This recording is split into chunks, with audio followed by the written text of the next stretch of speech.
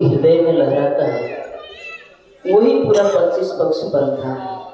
और वही 25 पक्ष परमधाम के अंदर जो कुछ भी अष्टपहर के अंदर लीला हुआ करती है, चाहे श्यामा जी हो, ब्रह्म सृष्टियां हो, और 25 पक्ष परमधाम के अंदर इस दुनिया की दृष्टि से देखा जाए तो धरती को जड़ माना जाता है, लेकिन धरती भी चेतन है, आसमान भी चेतन है। इस दुनिया में जड़ कहे जाने वाले वस्तु भी वहां चेतन है और चेतन भी चेतन है। उसमें से जो ब्रह्मात्माओं का स्वरूप है, उन परमात्माओं की सुरता ही इस संसार में जो जीव के ऊपर बैठ करके इस मायावी लीला को देख रही है, जिनको हम आत्मा कहते हैं। मूल स्वरूप जो अपनो जाको कहिए परात्म, जो हमारा मूल स्वरूप है जिसको परात्म कहते हैं, उसकी सुरता को इस कालनायक ब्रह्मांड में आत्मा या सुरता स्वरूप से पुकारा जाता है। जिन आत्माओं ने यहां आकर के इस नश्वर तन को धारण किया है, और आत्मा की दृष्टि तो बंद सी हो, और हमने जिस तन को धारण किया है, हम अपनी शारीरिक दृष्टि से जिस शरीर और संसार को देखते हैं, इस शरीर और संसार को देख करके यहाँ की भौतिक उपलब्धियों को और यहाँ संसार में होने वाले सुख सुविधाओं को, यहाँ की मान्यताओं को प्राप्त करके हम बहुत खुश हुआ करते हैं। मान लीजिए जो इस शरीर से संबंधित कई प्रकार के रोग हैं, उसका निवारण करने के लिए डॉक्टरी की जाती है। जो बाहर से दिखाई भी नहीं पड़ता, हमारे शरीर के अंदर कितने रोग हैं, उस रोगों को जानने के लिए कितने यंत्र बने हैं, और कितनी पढ़ाई करने के बाद में उन यंत्रों का सहायता लेकर के हम अपने रोगों का निवारण कर सकते हैं, डॉक्टर बनते हैं। तो उनकी कितनी बड़ी उपाधि है। भूगर्भ के अंदर क्या चीज है, कहाँ हीरा है, कहाँ सोना है, कहाँ कोयला है, कहाँ जवाहरात के धातु पाए जाते हैं, उस चीज को जानने के लिए कितने सारे यंत्र बने हैं, जो प्रत्यक्षदर्शी यंत्र से ही ना होकर के सूक्ष्मदर्शी यंत्र है। भूगर्भ के अंदर की चीजों को जाना जाता है। उस यंत्र को प्राप्त कराने वाले और उस यंत्र के द्वारा उन पदार्थों तक पहुंच करके हमें उपलब्ध कराने वाले वैज्ञानिकों की आज कितनी बड़ी महत्ता है। लेकिन अक्षरातीत परब्रह्म ने जो ये खिलवत की वाणी इस प्रकरण में परमात्माओं को उपलब्ध कराया है, ये इस संसार की चीजें नहीं है जो मैं आपको बता रहा हूं। शरीर से संबंधित नहीं है, संसार से संबंधित नहीं है, हमारे केवल जीव इंद्रियों से संबंधित नहीं है। पहले ही कह दिया, देख तू निस्बत अपनी। परमधाम के सुखों को जानने के लिए, आत्मा के सुखों को जानने के लिए सबसे पहले निस्बत को जानना बहुत अनिवार्य है। मान लीजिए हमने बहुत कीमती वस्त्रों की पहचान कर लिया और जिसको हमने प्राप्त कर लिया, कीमती जवाहरातों की पहचान कर लिया और उसको हमने धारण भी कर लिया। कितने दिनों के लिए? पूरे संसार के ऐश्वर्य की भी धाम धनी की कृपा से यदि किसी ने प्राप्त कर लिया, कितने दिनों के लिए? कोई राजा भी बन जाता है, कोई प्रधानमंत्री बन जाते हैं, कोई राष्ट्रपति बन जाते हैं, कितने दिनों के लिए होते हैं? वो एक दिन सामान्य जनता के रूप में ही होते हैं, और एक दिन राजनेताओं के रूप में जाने जाते हैं, एक दिन राजा के नाम से जाने जाते हैं, और आखिर में जाकर के अंततः मृत्यु को प्राप्त होने के बाद में जिन 5 तत्वों के पदार्थों से मिल करके उनकी शरीर की रचना हुई, वो 5 तत्व में विलीन हो जाएगा। उनका जीव जहां से आया वहां चला जाएगा। जब तक परब्रह्म सच्चिदानंद को, जब तक अखंड अविनाशी स्वरूप ब्रह्म को जीव नहीं जानता, तब तक संसार को पार करके, भवसागर से पार होकर के, 84 लाख प्रकार की योनियों से मुक्त होकर के कभी अखंड की प्राप्ति नहीं कर सकता। आपने देखा होगा इतिहास और साहित्य, सृष्टि के प्रारंभ से आज तक जितने भी धर्म के धुरंधर हुए या संसार में जितने भी महारथी हुए उनका प्रमाण देते हैं, और उसको पढ़ करके हमने देखा है, जाना है, सुना है कि कितने लोगों ने परमात्मा के प्रेम में, परमात्मा के नाम पर सारा संसार को तो छोड़ दिया, सब कुछ छोड़ा, त्याग दिया। शरीर का कोई मोह नहीं रखा, संसारिक उपलब्धियों का कोई मोह नहीं, रिश्तेदार, परिवार वालों का, संसारिक कुटुंब का सब कुछ निभाते हुए भी, धर्म पूर्वक निभाते हुए भी उसके मोह से अलग होकर के निर्मोहित हुए। लेकिन जिस परब्रह्म सच्चिदानंद को जानना चाहिए, उसके विषय में तारतम्य वाणी की एक चौपाई कहती है, किन एक बूंद न पाइया रसना भी बचन, ब्रह्मांड धनी देखिया जो कहावे त्रिगुण। सारी दुनिया ब्रह्मा, विष्णु, शिव, त्रिगुण को अपना सब कुछ मानती है और उनको ही परमात्मा का स्वरूप मान करके उपासना करती है। वो त्रिगुण एक बूंद भी अखंड का ज्ञान नहीं पा सके। परब्रह्म सच्चिदानंद का स्वरूप कहाँ है और कैसा है, इस विषय पर सारी दुनिया में ऐसा द्वंद्व है, कोई साकारवादी है, कोई निराकारवादी है, तो कोई कुछ है, कोई कुछ है। परब्रह्म का स्वरूप कैसा है, किसी ने भी निर्णय नहीं किया। आत्मा का स्वरूप कैसा है, जीव का स्वरूप कैसा है, किसी ने कहा कई सारे सूर्यों का प्रकाश एकत्रित कर दिया जाए तो जीव की चेतना के अंदर इतना प्रकाश से जीव का ऐसा स्वरूप है। लेकिन वो कहां से प्रकट हुआ, जिस नारायण के संकल्प से जो जीव उत्पन्न हुआ, प्रकट हुआ, उस नारायण का स्वरूप कैसा है वो सब लोग नहीं जान पाए। लेकिन तारतम्य वाणी क्या कहती है, अक्षरातीत के महल में प्रेम इस्सक बरतत, सो सुध अक्षर को नहीं किन विद केली करत। अक्षरातीत के महल में होने वाली लीला का भी वर्णन ये तारतम्य वाणी कहती है, और जो जिस लीला को अक्षर ब्रह्म स्वयं नहीं जान सकते, और वही ब्रह्मात्माओं का क्या अस्तित्व है और उनका क्या संबंध है, उस संबंध की पहचान इस प्रकरण में कराया जा रहा है। महामती जी की आत्मा कहती है, देख तू निस्बत अपनी, मेरी रूह तू आंखा खोल। हे मेरी आत्मा, तेरा संबंध किसके साथ है? महामती जी ये वाणी उस समय कह रही है जब उन्होंने अपने आत्मा साक्षात्कार किया, अपने धरी को उन्होंने साक्षात अपने हृदय में बसा लिया, प्रत्यक्ष रूप से युगल स्वरूप को उन्होंने देखा। और ये वाणी अवतरण होना शुरू हुआ विक्रम संवत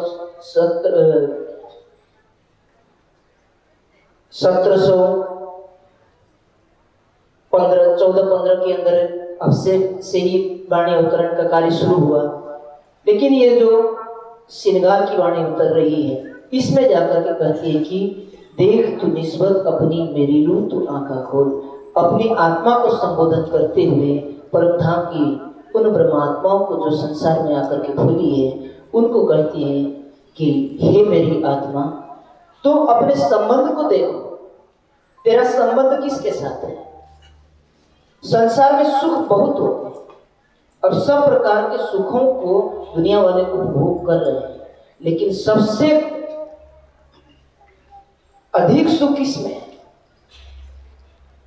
आपके गांव में कोई करोड़पति भी रहता होगा, लखपति भी रहता होगा, और कोई ऐसे झोपड़ी में फटे वस्त्र पहन करके दिन भर मेहनत मजदूरी करके शाम को 2 रोटी नमक के साथ 2 रोटी खाने वाले भी रहते हैं।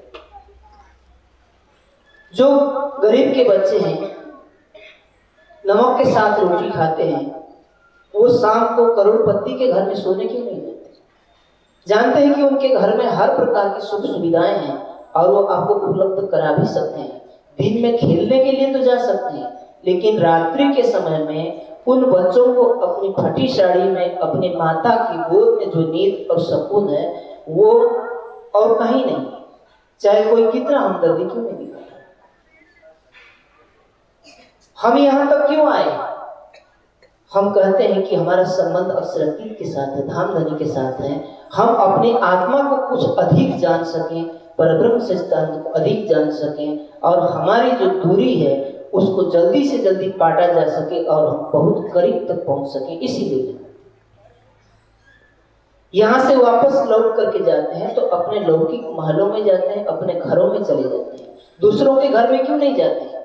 क्योंकि हमारा सांसारिक संबंध उन सांसारिक झोपड़ियों से, अपने महलों से, अपने घरों से है।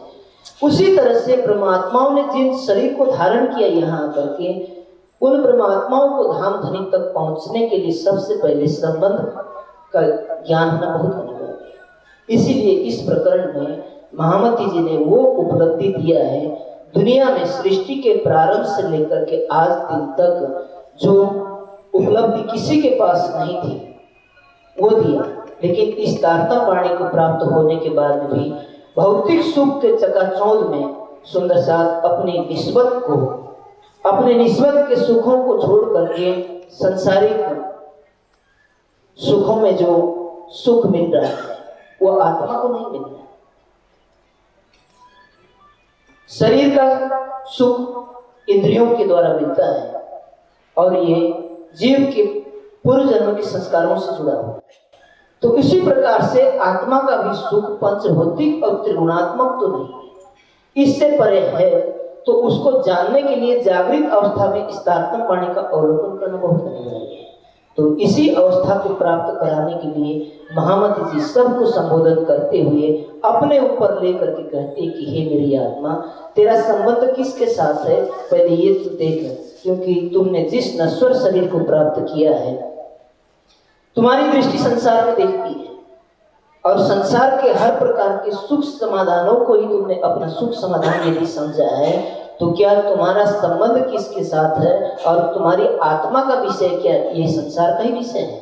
यदि नहीं है, तुम्हारा संबंध किसी और के साथ है, तो तुम अपने स्वरूप की पहचान करो पहले, और उस स्वरूप के द्वारा जिसके साथ तुम्हारा अखंड अनादि और अलौकिक संबंध है, उस संबंध के द्वारा प्राप्त होने वाले सुख और आनंद का तुम अपने अंतरात्मा के अंदर उपयोग करो।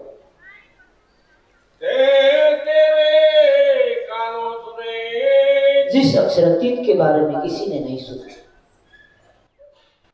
किसी ने देखा नहीं, जब तक तारतम्य वाणी का अवतरण नहीं हुआ था, श्यामा जी की आत्मा की दृष्टि धाम धनी की कृपा से जब तक अपने मूल स्वरूप तक नहीं पहुंची, धाम धनी के चरण कमल तक नहीं पहुंची, उससे पूर्व किसी ने भी अक्षरातीत के स्वरूप को इस संसार में निर्धारण नहीं किया था कि परब्रह्म सच्चिदानंद का स्वरूप है तो कैसा है।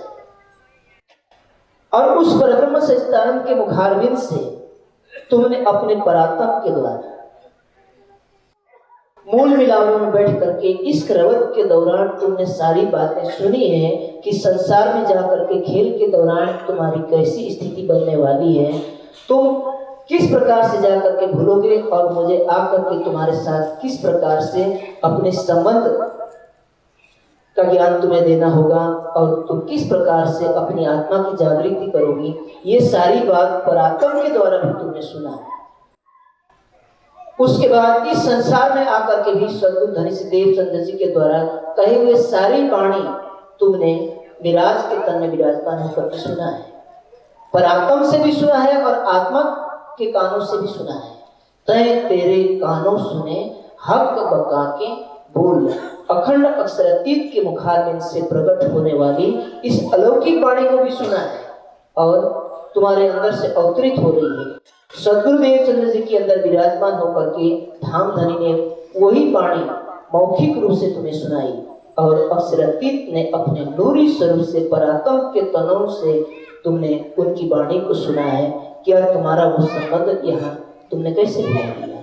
इसीलिए ये याद दिलाना चाहते हैं कि हे मेरी आत्मा, तू अपने संबंध को देख।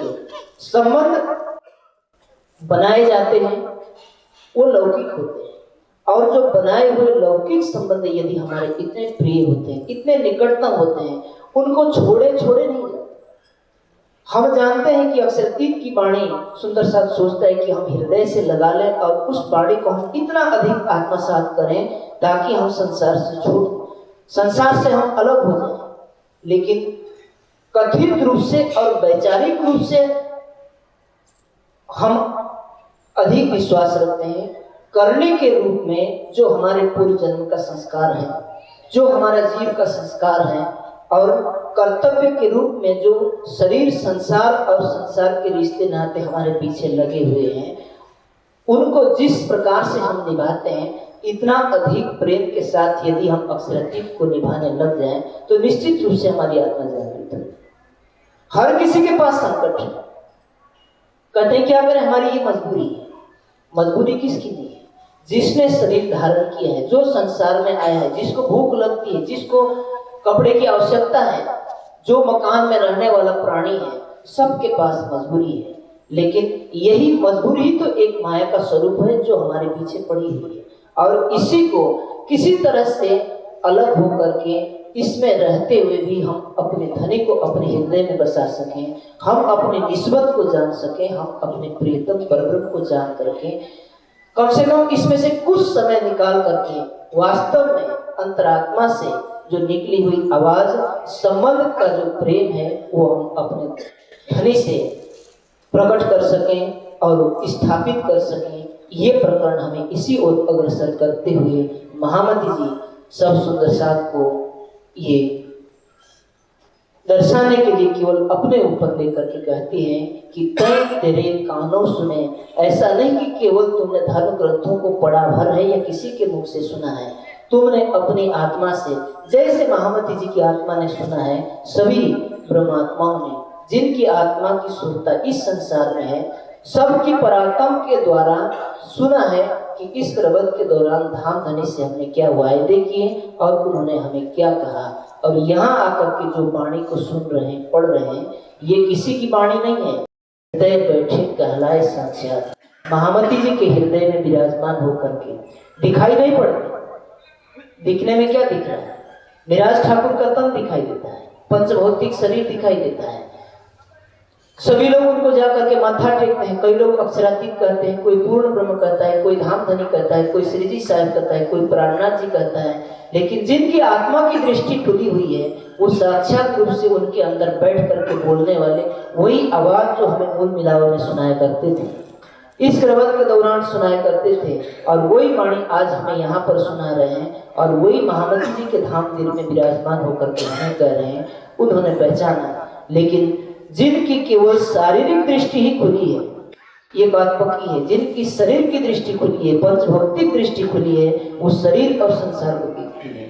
जब हम इस पंचभौतिक दृष्टि को बंद करें और आत्मा की दृष्टि को खोल करके अपने आंखें बंद करके अंतर्मुखी होकर के आत्मा स्वरूप में प्रतिष्ठित होकर के अक्षरातीत का स्वरूप सामने विराजमान कर जब हम उनको देखेंगे, उनसे सुनेंगे, तो लगेगा कि हाँ, ये मूल मिलावा वाला यहाँ बोल रहा है।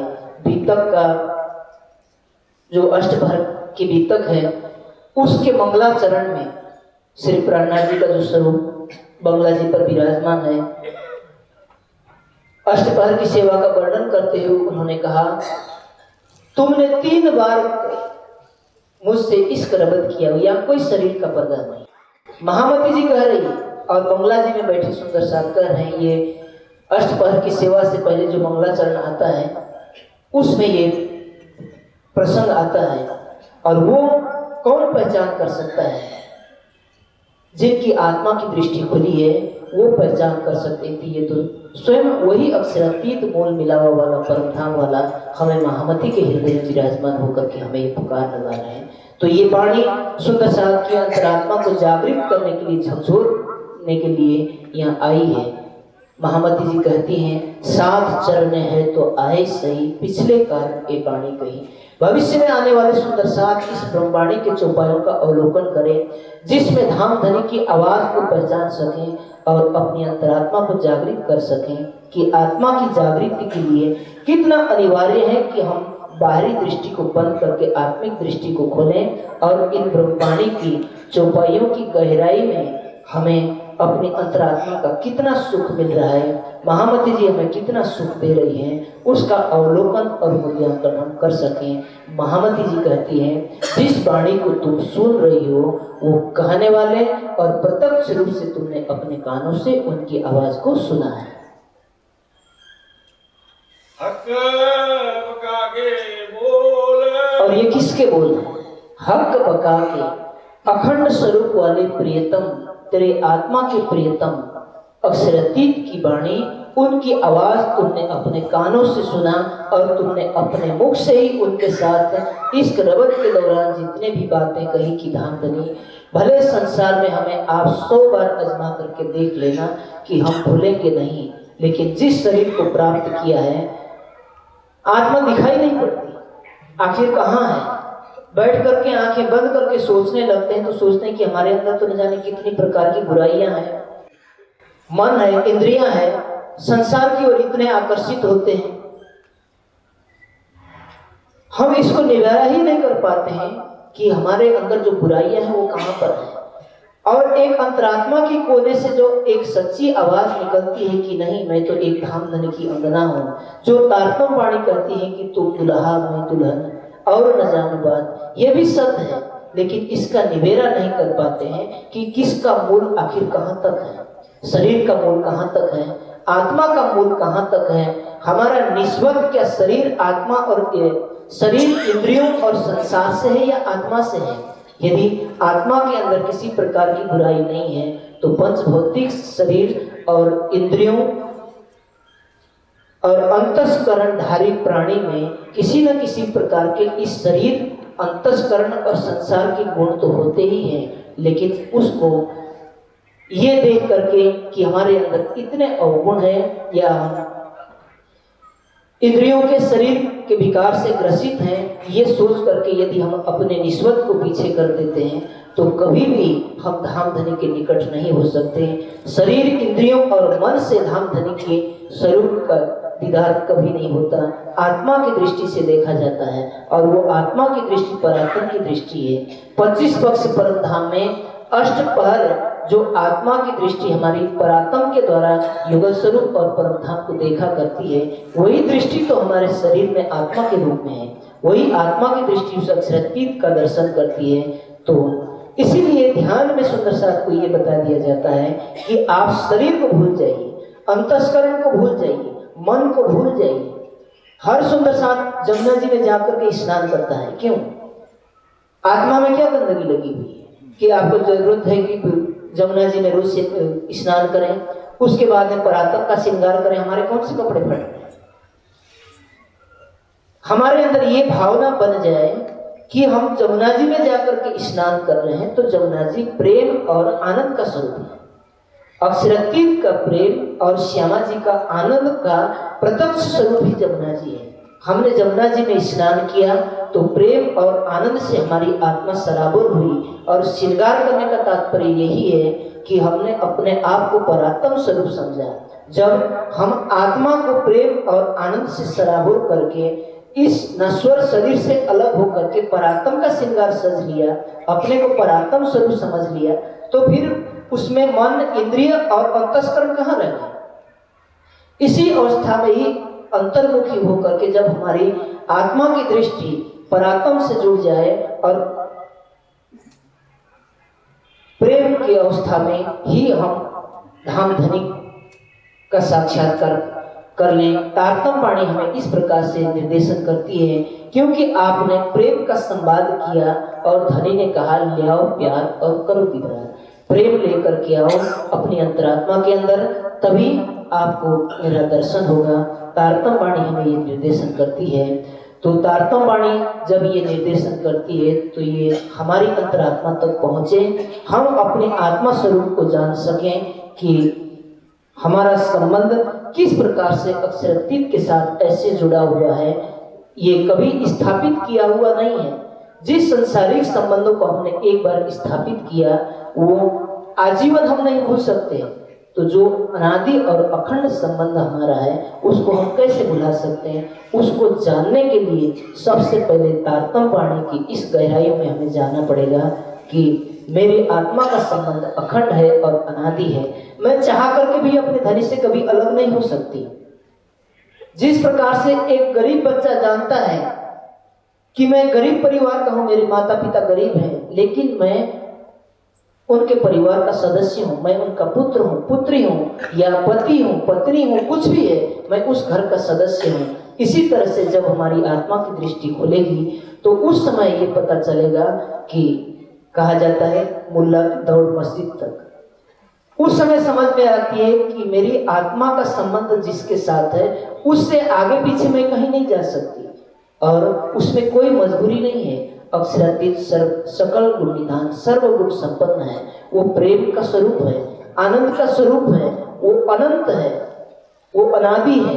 उसमें किसी भी प्रकार से कोई ऐसी कल्पना नहीं की जा सकती कि जिसको प्राप्त करने के बाद, जिसके साथ मेरा संबंध जुड़ने के बाद कहीं मेरी इच्छा अधूरी रह जाए, प्रेम और आनंद में कोई अधूरापन महसूस हो। ऐसा कुछ नहीं है, जिसको कहा जाता है पूर्ण स्वरूप, और उन्हीं के साथ तुम्हारा अखंड संबंध है। और वही अखंड संबंध के कारण ही तुमने उनके मुखारबिंद से उनकी अलौकिक वाणी का श्रवण किया है।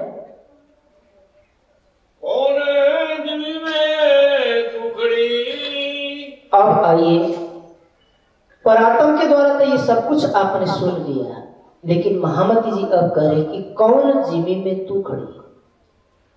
वही पराक्रम के स्वरूप की दृष्टि जब आत्मा स्वरूप में इस संसार में शरीर को प्राप्त हुई है, जीव के ऊपर बैठ करके संसार को देख रही है, तो तुमने किस संसार को अब प्राप्त किया है? तेरा संबंध किसके साथ था? तुमने किसके साथ इश्क रवत किया था? अब यहाँ आकर के इस शरीर को प्राप्त किया है, संसार को प्राप्त किया है, तो जिस संसार में तुम खड़ी हो, कौन जिमी में तू खड़ी? क्या ये संसार तुम्हें सुख, वो आनंद, वो प्रेम, वो संबंध, वो आठों सागरों के अष्टपहर के अंदर मिलने वाले सारे सुख और आनंद को दे सकते हैं? यदि नहीं दे सकते तो तुमने इस संसार में कैसे अपना संबंध बना लिया? उसको क्यों इतना प्रिय बना लिया जो जिसको छोड़ने में आज हमें इतनी कठिनाई हो रही है? हम कहते हैं कि राजी हमसे माया नहीं छूटती, हमें संसार छोड़ना बहुत कठिन हो गया, आपकी माया हम पर भारी पड़ गई है। तो क्या तुमने अपने संबंध को नहीं देखा? कौन जिमी में तू खड़ी? जिसको तुम कह रही हो कि मैं छोड़ नहीं सकती, उसके साथ तेरा कौन सा संबंध है? और जिसके साथ तुमने अपना संबंध स्थापित कर लिया है, वो कौन सा संसार है? तुम आत्मा की दृष्टि को खोल करके देखो, इस भौतिक दृष्टि से नहीं।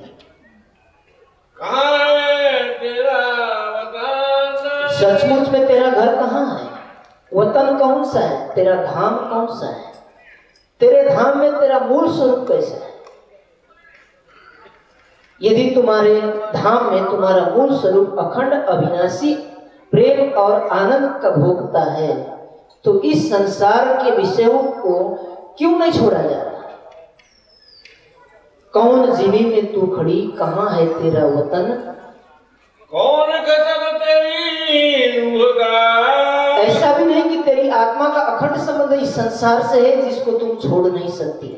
यदि ये कह दिया जाए कि संसार के जो जीव हैं उनका संबंध परब्रह्म अक्षरातीत के साथ नहीं है, और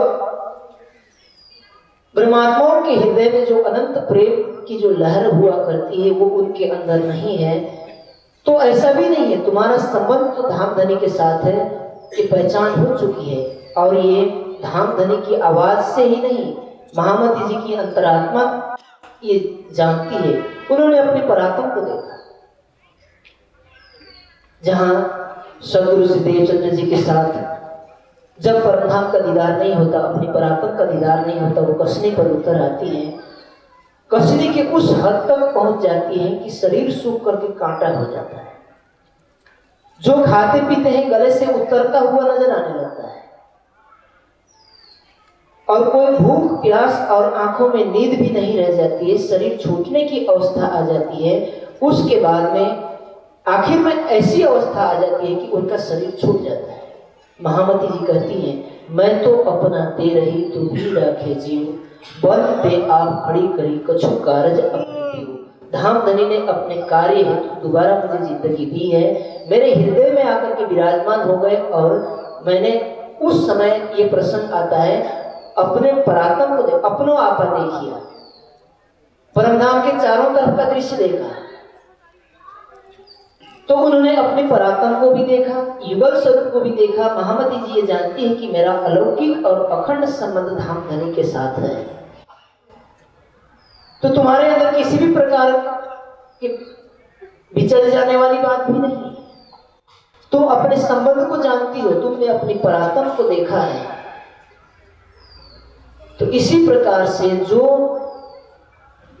ब्रह्मात्मा है, ये शरीर को धारण की हुई है, यदि अपने को धाम धनी की अर्धांगिनी स्वरूप अपने को मानते हैं, उनके साथ अखंड संबंध मानते हैं, तो संसार क्यों नहीं छोड़ा जा रहा है? यदि नहीं छोड़ा जाता तो इसके साथ तुम्हारा क्या संबंध है? मैंने पहले ही बताया, संसार की कोई भी चीज आप उपलब्ध क्यों न करें, ये संसार के प्राणियों के लिए, मनुष्यों के लिए ही है। लेकिन ये हमारा लौकिक विषय है, अलौकिक विषय नहीं है। आत्मा और परमात्मा का विषय लौकिक नहीं, अलौकिक विषय है। ठीक है, हमने शरीर को प्राप्त किया है तो संसार के साधन हमें चाहिए। इसका मतलब ये भी नहीं है कि हम अपने प्राणेश्वर को भूल करके हम केवल संसार के ही होकर के रह जाएं और संसार को इतना अधिक महत्ता दें कि धाम धनी के साथ हमारा कोई संबंध ही ना हो। इस प्रकार की हमारी करनी नहीं होनी चाहिए। और हमारा समाज विशेष रूप से तारतम वाणी को सुनता है, पढ़ता है, लेकिन ये अंतरात्मा तक आवाज पहुंच करके हमारी रहनी तब तक नहीं बदल पाएगी जब तक हम अपनी आत्मा की दृष्टि से युगल स्वरूप को देख करके अपने संबंध को पूर्ण रूप से मजबूत न कर लें, उन विचारों से हम हृदय से ओतप्रोत न हो जाएं। तब तक केवल वैचारिक रूप से और कथनी रूप से ही हम पक्के ईमान वाले तो हो जाते हैं, लेकिन जहाँ माया से संघर्ष करके धाम धनी के साथ संबंध निभाने की बात आती है, वहां महामती जी ने कहा अब कहने का समय नहीं है, आया रहने का दिन, अब रहने का समय है। तो रहने क्या है? तारतम वाणी जो कहती है, हमें संबंध का पहचान कराती है, उस संबंध को जान करके हम अपने जीवन में उस संबंध को चरितार्थ करें, यही तो हमारी रहनी है, ये हमारी आत्मा की रहनी है।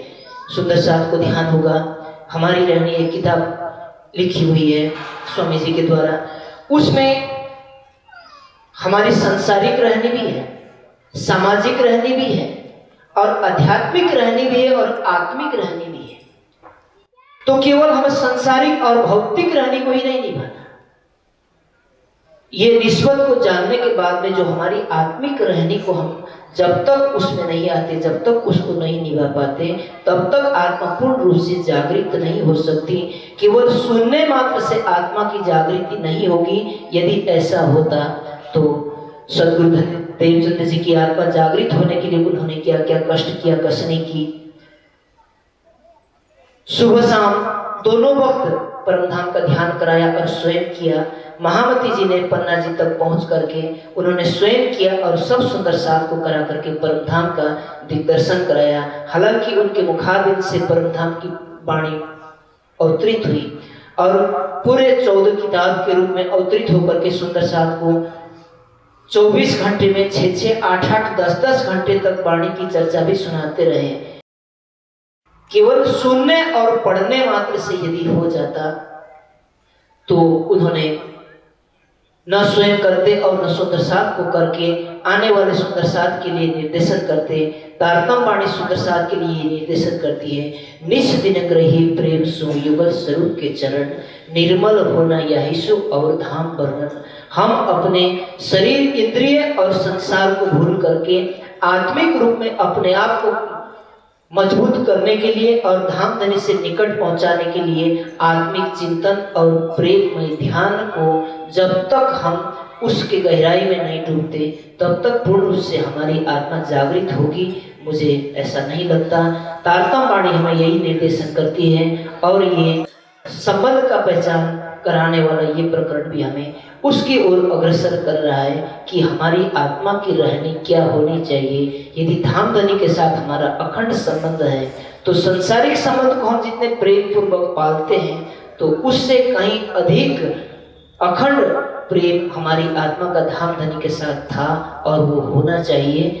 इसी के साथ मैं अपने चर्चा को यहीं पर विराम दूंगा। सभी सुंदर साथ मिलकर के चौपाई दोहराएंगे। कौन है असल तेरा कान, कौन असल तेरा ताना, कौन दिल में तू खड़ी कहाँ है तेरा वतन? कहाँ है तेरा वतन? कौन कसम तेरी रूह का? कौन कसम तेरी रूह का? कौन असल तेरा तन? कौन असल तेरा तान? कौन असल तेरा तन? बोलो श्री प्राणनाथ जय की। अधिक जानकारी के लिए देखें www.spjin.org।